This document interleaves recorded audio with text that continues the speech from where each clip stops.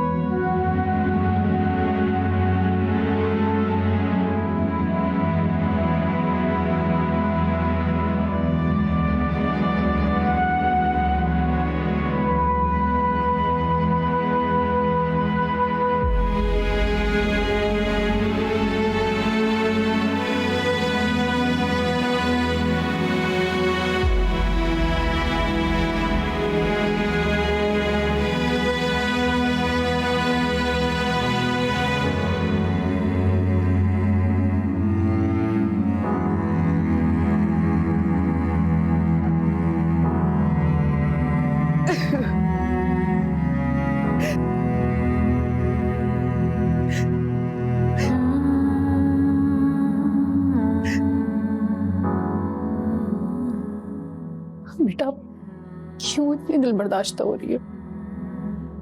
अभी मैंने क्या कुछ नहीं सोचा था कि मैं अपने लिए और आपके लिए कुछ करूंगी, लेकिन जब आपको सहारा देने का वक्त आया तो आपने मुझे आपका मोहताज ही बना दिया।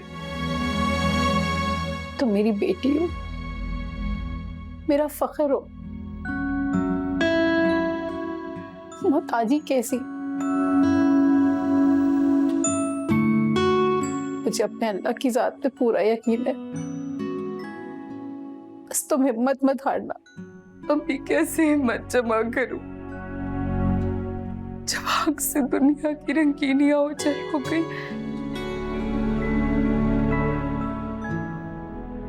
तो रोशनी की उम्मीद करना बेवकूफी है। अच्छा, ऐसी बातें मत करो। मुझसे तुम्हारी उदासी नहीं देखी जा रही। मैं अभी दुआ को फोन करके कहती हूँ कि तुमसे मिलने आ जाए। नहीं अम्मी, रहने दे। दुआ की अपनी जिंदगी में कोई कम मसाइल है, वो तो मेरी फिक्र में भी बेजान रहने लगेगी। प्लीज प्लीज रहने दे। बेटा, मैं तो सिर्फ इसलिए इसरार कर रही हूँ कि तुम्हारा थोड़ा जी बहल जाए और फिर तो आप ही तुमसे मिलके खुश हो जाएगी। अभी जिसके अपने दामन में कांटे हो, वो भला मेरे दामन में क्या फूल सजाएगी।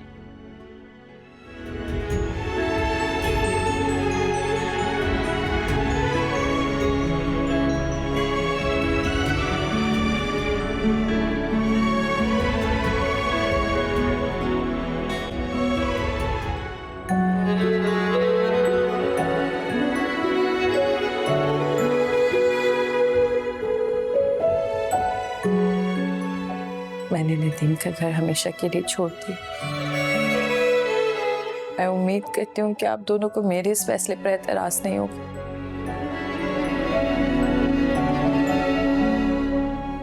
नहीं बेटा, कोई एतराज नहीं होगा। एक बात सब अच्छी तरह ज़हन नशीन कर ले कि अब मसलहत का वक्त गुजर चुका, अब फैसले का वक्त है। नदीम अहमद सुलह के लिए आएंगे तो कोई दरवाजा नहीं खोलेगा, और अगर लड़ने आएंगे तो दुआ का बाप अभी जिंदा है। बस बेटा बस, बहुत आंसू बहा लिए, अब मेरी बेटी कभी नहीं रोएगी। रिश्तों का बोझ जब तक कंधों पे हो तब तक उठाया जाता है, तुम्हें कभी कोई तकलीफ नहीं होगी बेटा।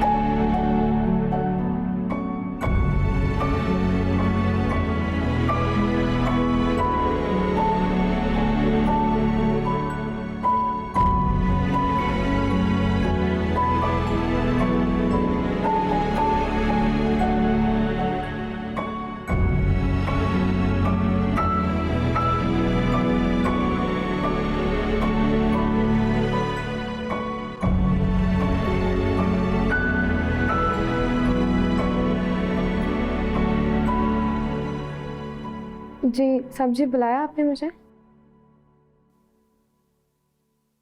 इस कमरे से दुआ की सारी चीजें निकाल दो। लेकिन जो कहा है वो करो, मेरे जाती मामलात में बोलने की जरूरत नहीं है। जी।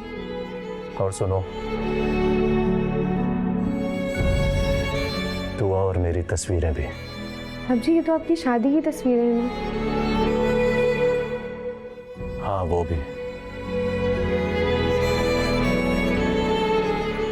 मुझे इस कमरे में दुआ की कोई भी चीज नजर नहीं आनी चाहिए। जी मैं सारा सामान रखूं कहाँ पे? आग लगा दो या फेंक दो,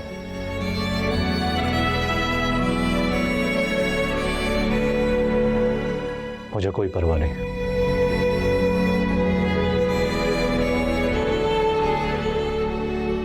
जब दुआ की मेरी जिंदगी में कोई जगह नहीं तो उससे मुंसलिक किसी भी चीज की जगह नहीं।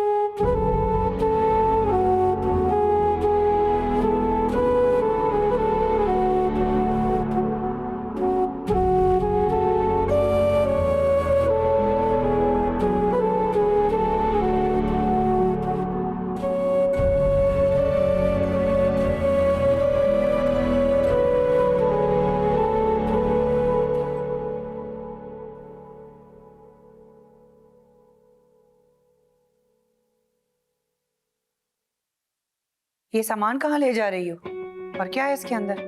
बड़ी बीबी जी ये दुआ बीबी का कुछ सामान है।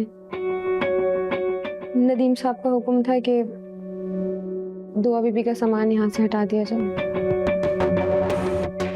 चलो भाई, फाइनली मैडम का पैकअप हुआ इस घर से। आप खड़े मेरा मुंह क्या देख रही हो? जाओ यहाँ से। जी। सारा आपा, कहीं ऐसा ना हो कुछ दिन बाद नदीम के दिल में दोबारा मोहब्बत जाग उठे। ऐसा कुछ नहीं होने वाला मेहरीन। और अगर इसके कोई आसार नजर भी आए ना, तो वो है ना वो तुम्हारा एक्टर, उससे काम लेंगे। लेकिन मैं नदीम को ये सब कुछ इतनी आसानी से भूलने नहीं दूंगी। वैसे आपको तो मुझसे भी ज्यादा एतमाद है, नहीं? क्या बात है आपकी? मेहरीन, ये जो मर्द होता है ना, ये बड़ा अनापरस्त होता है। उसकी मोहब्बत में और औरत की मोहब्बत में बड़ा फर्क होता है।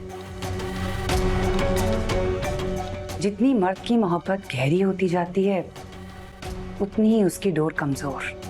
सारा आप इतनी गहराई तक सिर्फ आप ही की सोच सफर कर सकती है। मेहरीन, मैं एक बात सोच रही थी। कि अब हमें नदीम अहमद के ऑफिस जाना शुरू कर देना चाहिए, ताकि कुछ दिनों में उसका जो बिजनेस है वो भी हमारे कंट्रोल में आ जाए। हाँ तो ठीक है, मैंने तो वैसे भी स्टडीज बिजनेस में ही की हुई है, मास्टर्स किया हुआ है। मैं ज्वाइन कर लेती हूँ उसको, उसके लिए इजी रहेगा। आप क्या करेंगी?